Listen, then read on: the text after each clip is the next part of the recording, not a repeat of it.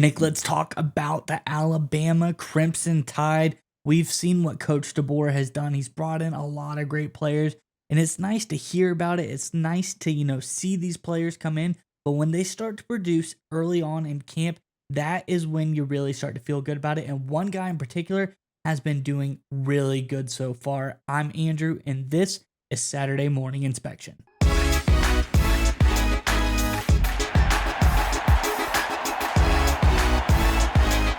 Right, Nick, as I alluded to, one guy in camp has really started to show his stuff. He's been very impressive, especially defensive coordinator Kane Womack has come out, talked about it. Let's get on into the article and we talk more about this on the other side.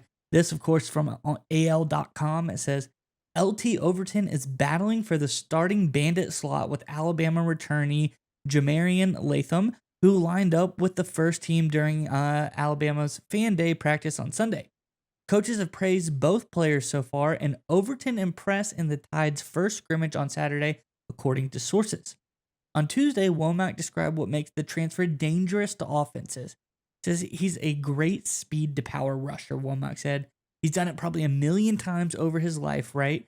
And he can feel whether the offensive lineman is on his top hip or his bottom hip and know how to counter back inside or outside. The extra weight hasn't hurt either. He's 280 pounds and can move his feet, Womack said. Those are things that are really challenging for an offensive line to deal with. Nick, it sounds like this new Alabama transfer is going to be a nightmare for opposing offensive linemen.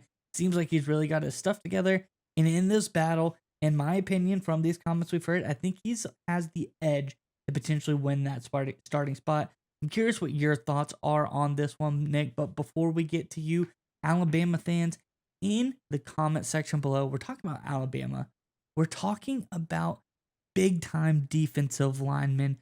Who are the guys in the trenches? Who are those guys that you really like, had some nice game to them, the big boys up front on the defense? Let us know your favorites of all time in the comment section below. But Nick, what are your thoughts on the latest news for LT Overton? Yeah, before I get into my thoughts about Overton, I've got a story actually about Mount Cody, about Terrence Cody, a name going back a number of years. He was actually doing some rehab where I was actually going to high school at the time, and it was kind of one of those things where it was relatively close, where we were all just hanging out doing for whatever reason. He was playing basketball, and again, people remember Terrence Cody, maybe 6 feet tall, 380 pounds. I saw this dude cross a few people up and then just elevate in one-handed tomahawk slam dunk. And I've never seen a 400-pound, 380-pound dude move like that in my life. It was the most incredible thing I've ever seen. So in terms of my guy at the top of the list, it's got to be Mount Cody. I mean, that I've never forgotten that day. That was an absolutely incredible experience. But when we talk about Overton here, what it means for the Alabama, I think it's important to understand that while Alabama last year was good defensively, they weren't bad.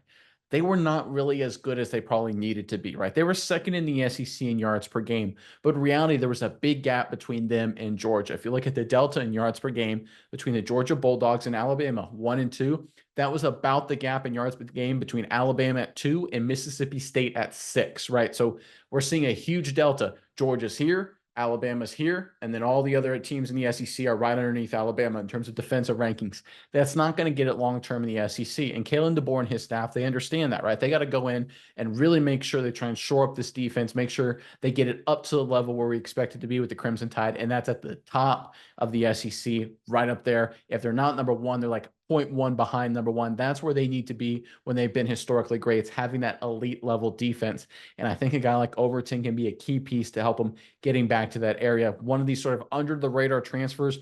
He was caught in the kind of nightmarish Jimbo Fisher mess at Texas A&M.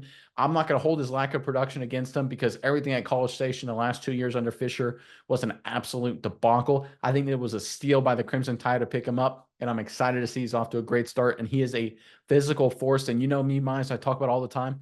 I am a sucker for a good speed to power move, so I love it when defensive linemen use it. I think Overton's going to have a really nice impact for this Alabama defense.